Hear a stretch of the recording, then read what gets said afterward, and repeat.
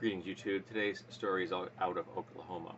A transgender girl named Maddie um, has been threatened with violence, not from her fellow students, but from the parents of her fellow students, to the point where they had to shut the school down because there were parents threatening violence and death upon a 12-year-old trans girl. Stop for a second. Let that sink in. A 12-year-old has received so many threats of violence and death that they had to shut down a school.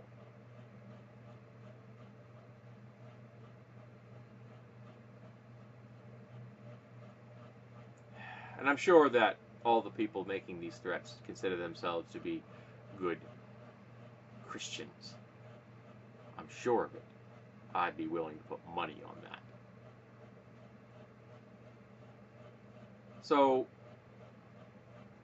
social conservatism, as I have said in the past, is a disease, and here we have a most egregious example of it. But one of the things that fascinates me is there seems to be a debate over whether this is a hate crime.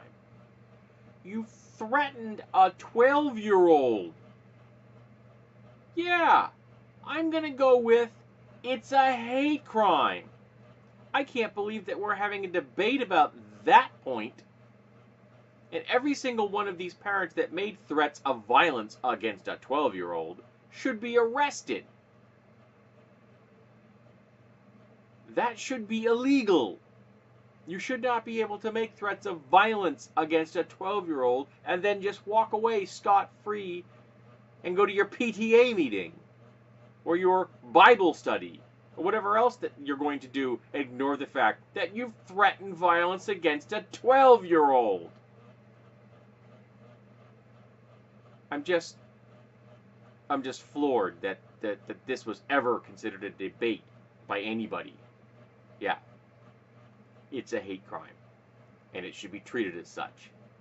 And that child should be protected, and those people who made threats against her should be arrested. And until we eradicate the disease of social conservatism, we are going to be dealing with this stuff forever.